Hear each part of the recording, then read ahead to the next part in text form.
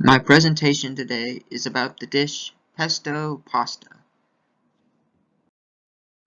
History and culture. Basil, a key ingredient in pesto, originated in India around 5,000 years ago. Basil was used by the ancient Egyptians for preservation and embalming remains. Basil is not only used as an ingredient, but is also incorporated in incense and perfume and herbal remedies. Most importantly, basil is a key ingredient throughout Italian cooking, specifically for a variety of pasta sauces, including the sauce used in this presentation, pesto.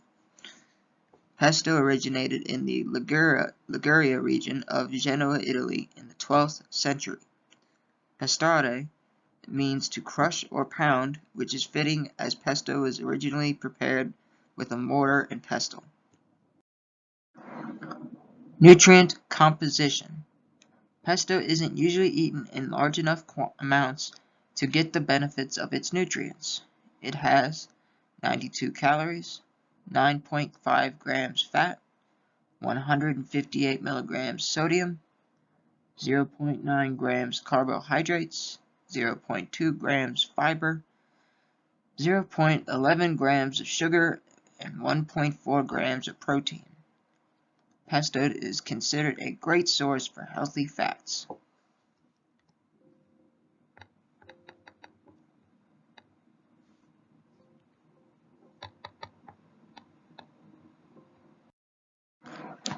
Relationship to disease.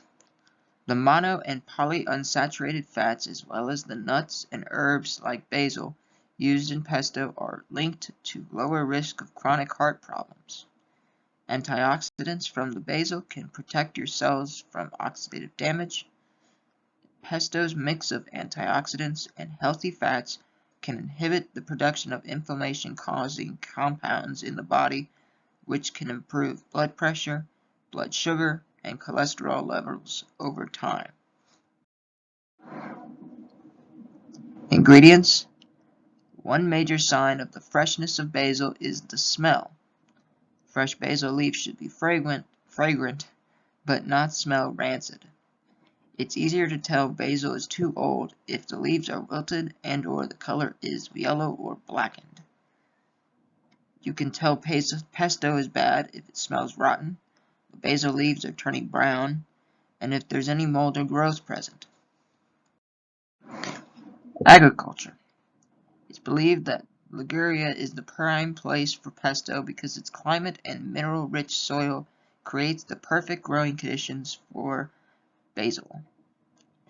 Basil is most often harvested in the summer when the leaves bloom and in the morning when the leaves are the juiciest. Basil is picked once the plants reach 6 to 8 inches tall and the leaves bloom at around 80 degrees Fahrenheit. Preparation.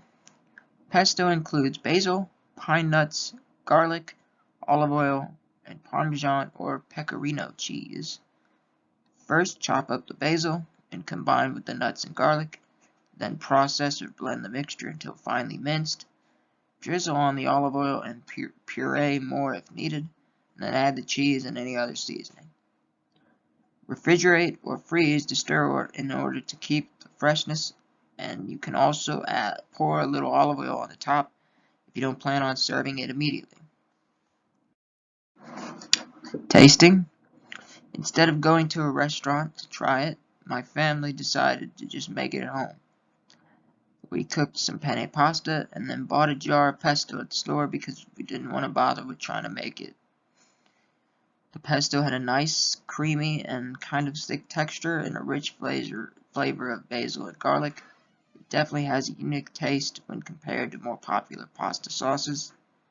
I really enjoyed the pesto and thought it worked well with the penne. I definitely plan on eating more pesto pasta in the future, and I think it'll give a good mix to the usual set of marinara and Alfredo sauces I'm so accustomed to.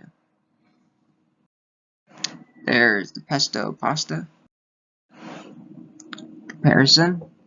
I'm used to eating pasta with more traditional sauces like marinara and Alfredo sauces, So trying pesto definitely helped open my horizon to the variety of unique pasta sauces. Going to my local places like Olive Garden at Fazoli's, I never see pesto pasta, so it must be a more unique dish.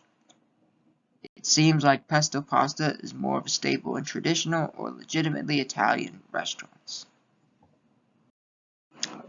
There are my references. Thank you for watching.